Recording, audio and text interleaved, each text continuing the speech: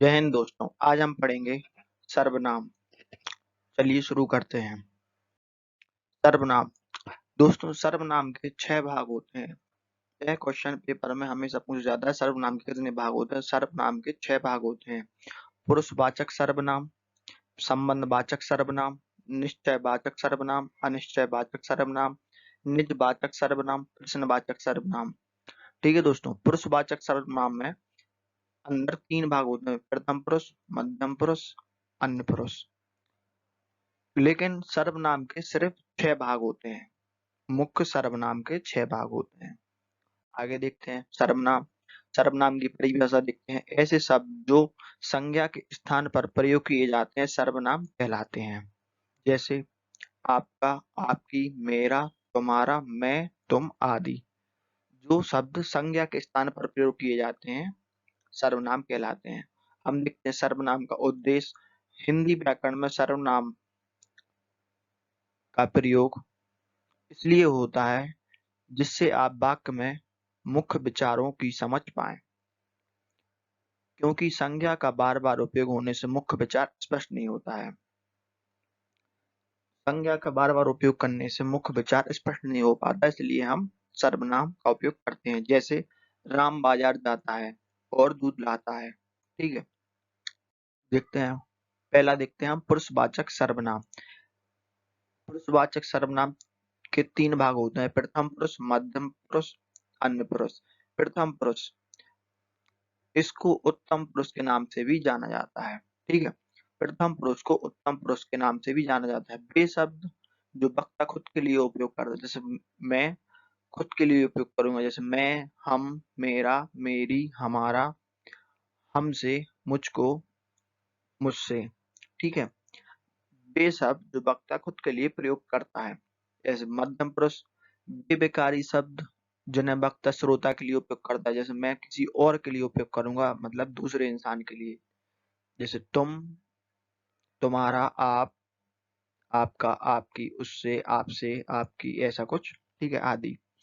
अन्य पुरुष ऐसे विकारी शब्द जो किसी अनुपस्थित व्यक्ति के लिए उपयोग किए जाते हैं। जैसे जो व्यक्ति उपस्थित नहीं है दोनों की बातचीत में, किसी अन्य व्यक्ति के लिए उपयोग किए जाते हैं, उसे अन्य पुरुष कहते हैं। जैसे उसकी, उसका, वे, वह, उसे, आदि। देखते हैं संबंधवाचक सर्वनाम। नाम से ही क्लियर हो रहा है, कुछ ना कुछ संबंध से मिलता जुलता है। जैसे इसकी परिभाषा देखते हैं। ऐसे सर्वनाम शब्द जो संज्ञा या दो क्रिया को आपस में जोड़ने के लिए उपयोग करता है। संज्ञा या दो क्रिया को आपस में जोड़ने के लिए प्रयोग करता है संबंधवाचक। इसकी परिभाषा नाम से ही क्लियर हो जाती है। जिसकी लाठी उसकी भैंस, जैसी करनी वैसी भरनी, जो करेगा सो भरेगा। इन तीनों एग्जाम्पल में आप पढ़िए तो दिख रहा होगा किसी न सबका एक दूसरे से संबंध है। आगे देखते हैं प्रश्नवाचक सर्वनाम। ऐसे सर्वनाम शब्द जो प्रश्न पूछने का बोध कराते हैं प्रश्नवाचक सर्वनाम कहलाते हैं। जिन वाक्यों में प्रश्नवाचक सर्वनाम का उपयोग होता है उन्हें अंत में प्रश्नवाचक चिन्ह का उपयोग करते हैं। आपको तो सीधा देखना है, अगर प्रश्नवाचक सर्वनाम हुआ तो लास्ट में क्वेश्चन मार्क होता है। बस एक अपवाद है, जैसे अप्रत्यक्ष प्रश्नों में कभी भी प्रश्नवाचक का उपयोग नहीं होता, वहां पर हम पूर्ण विराम लगाते हैं।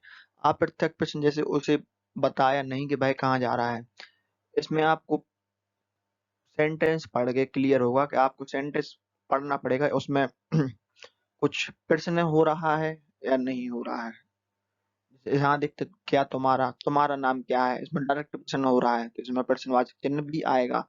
ठीक है।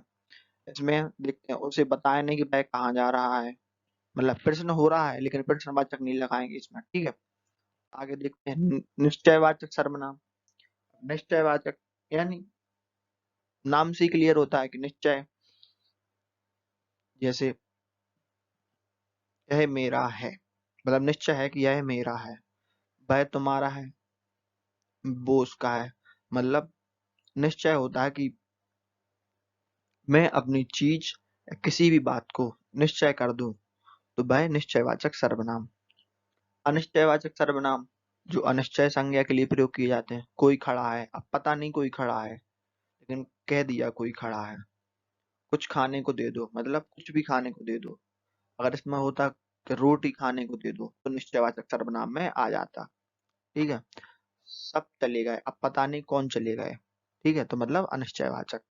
आगे निजवाचक सर्वनाम, ऐसे सर्वनाम शब्द जो खुद की क्षमता बताने के लिए प्रयोग किए, जैसे निजवाचक मतलब स्वयं। यहाँ पे नाम से ही पता चल रहा है सर्वनाम में, तो जैसे निजवाचक मतलब स्वयं, स्वयं के लिए, जैसे मैं स्वतः ही चला जाऊंगा, मैं यह कार्य अपने आप कर लूंगा, मैं खुद खाना खा लूंगा। मतलब मैं स्वयं चला ही स्वयं स्वतः ही चला जाऊंगा, मतलब मेरे में क्षमता है कि मैं स्वतः ही चला जाऊंगा। मैं यह कार्य अपने आप कर लूंगा, मेरे पास यह क्षमता है कि मैं यह अपने आप कर लूंगा। ठीक है। प्लीज चैनल को सब्सक्राइब करें। धन्यवाद। जय हिंद।